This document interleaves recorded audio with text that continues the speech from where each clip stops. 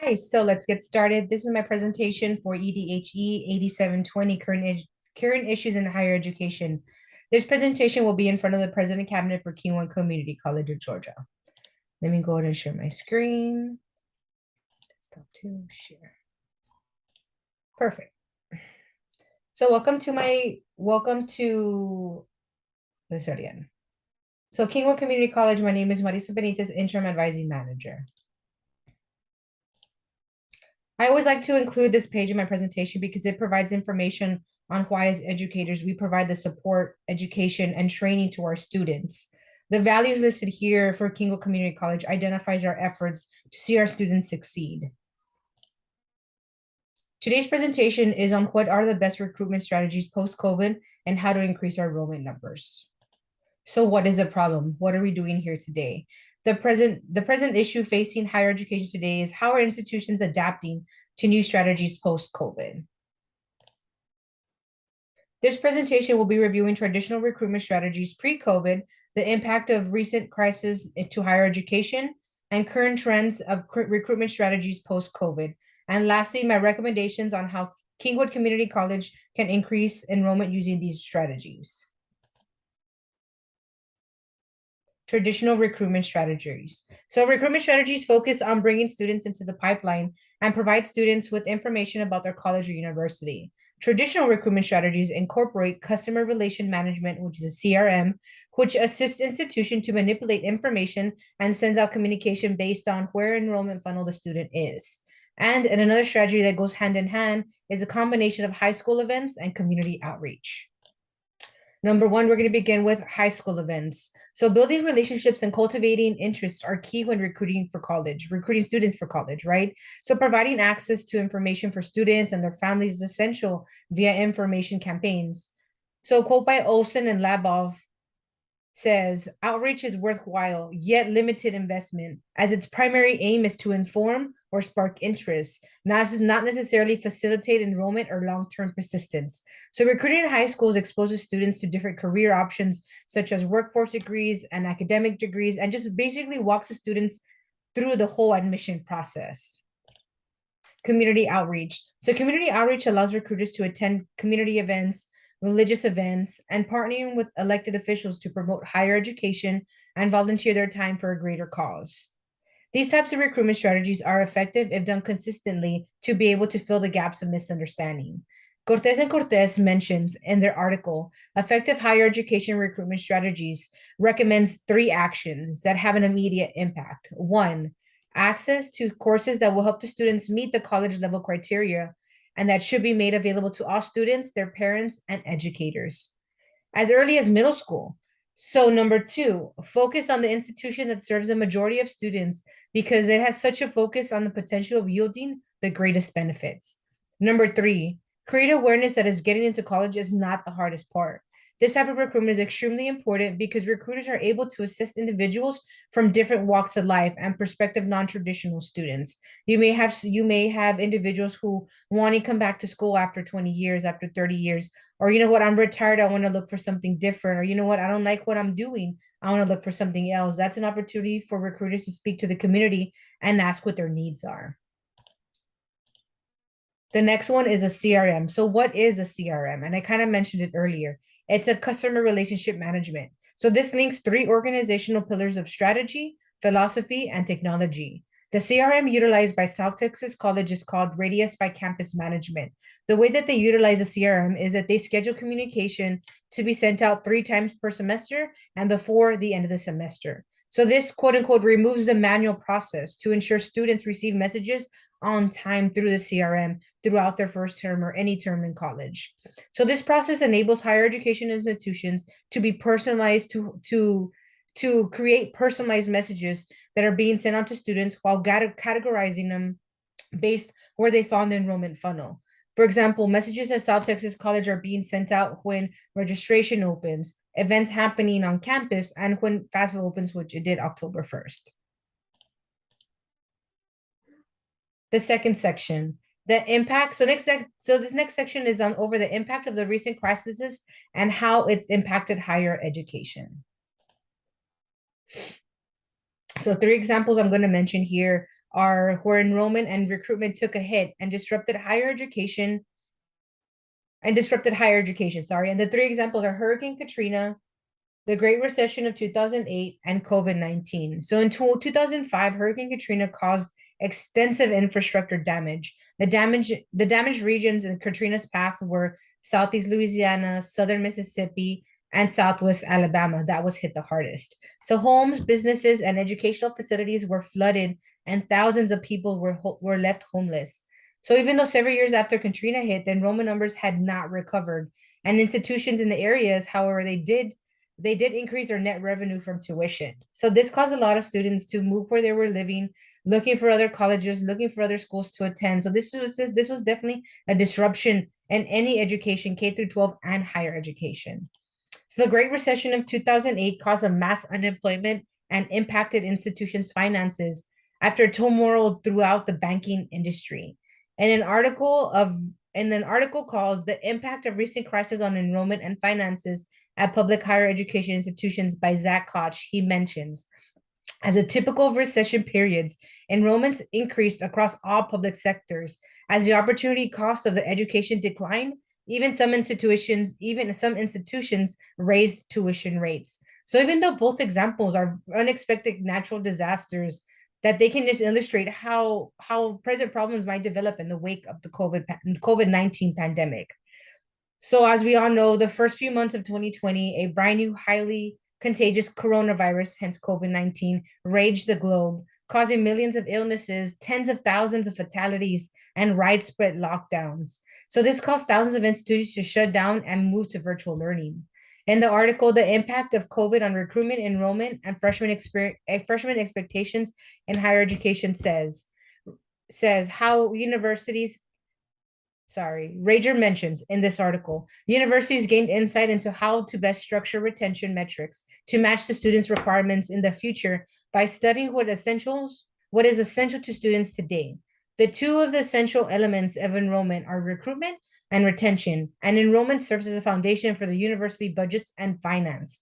And the last one, and still going on. I guess we'll see what the next couple years look like. We really have no idea.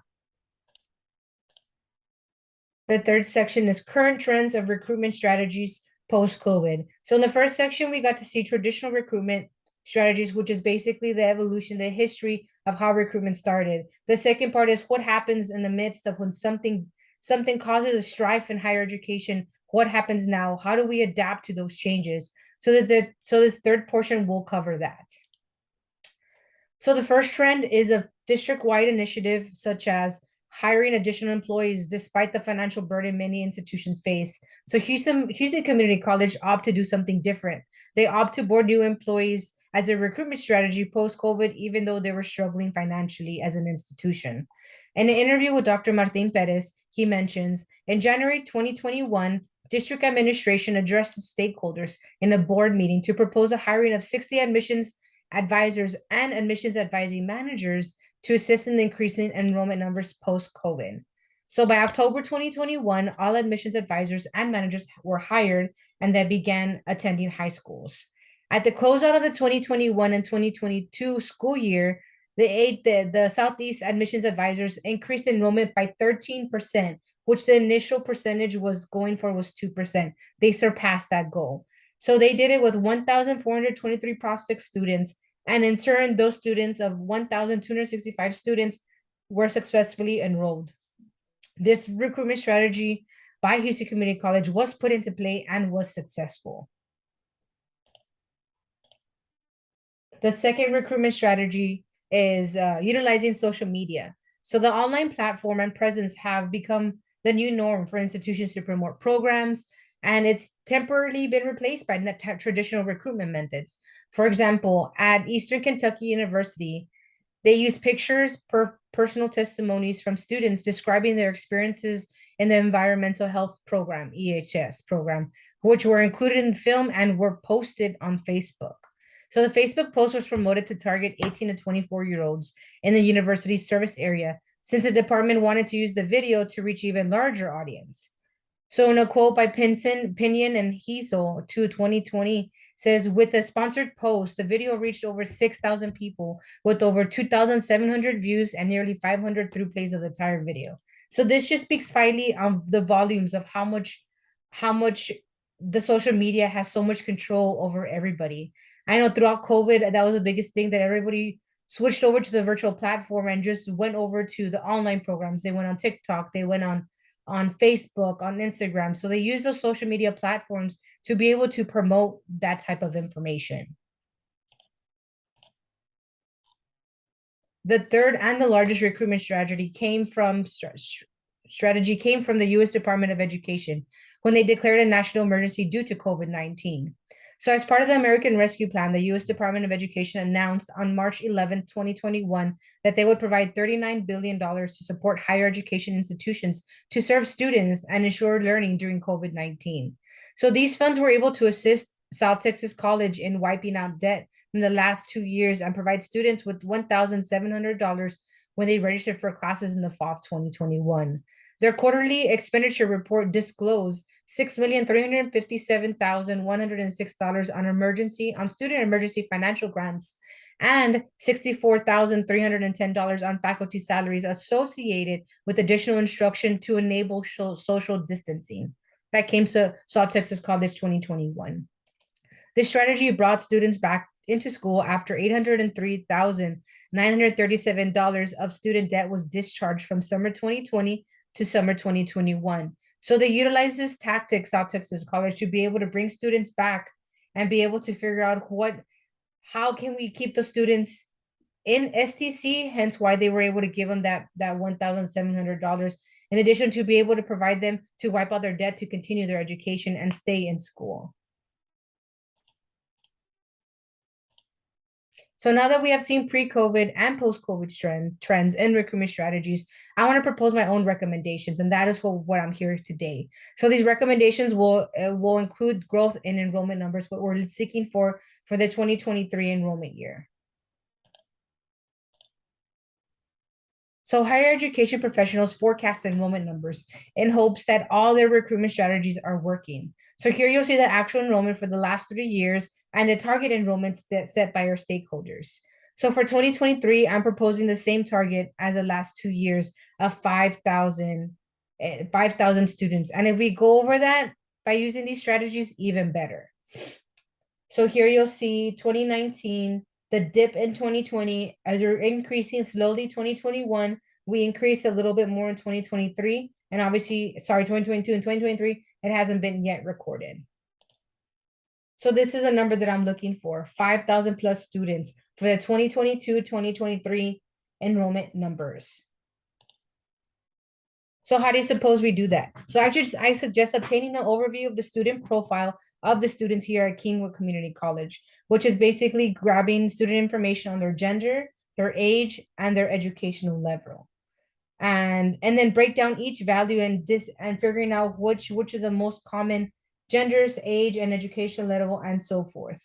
So by utilizing those numbers, leadership and stakeholders can move forward with recruitment strategies that best represent students' profile. And if you notice here, certificate, associates, and bachelors. So Kingwood College is one of the few community colleges that has a bachelor's degree in the state of Georgia. So once obtaining that information, what's next? So we can gather the different audiences we need to capture, figure out what is the best way to capture every audience in the student population we have at Kingwood Community College. So the proposed strategies include the utilization of social media, similar to what Eastern Kentucky University is doing, by not only using Facebook, but also including TikTok and Instagram. So we at here Kingwood Community College can capture more students with more of an online presence. Next, I want us to go in and look for additional grants. So her funds are still available. For instance, for South Texas College, the U.S. Congressman Henry Cuellar donated her money to South Texas College for her funds. So as emergency funds for COVID, since COVID is still in existence. So that's definitely we need to investigate if any of that is still going on in the state of Georgia. And lastly, is to meet with our ISDs and our political individuals and just on the needs and to be able to set up an outreach and recruitment plan so we can both meet the need of the high schools and the community. So this will begin by building knowledge, awareness, desire, ability, and reinforcement. This will set up any prospective student into the pipeline and into the seats of our college. So these are my resources here: Cortez and Cortez, Martin Perez, STC, and Kosh Zach. Thank you so much. Again, I truly appreciate it. Here's my contact information. If you have any questions, feel free to send me an email or give me a call. Thank you.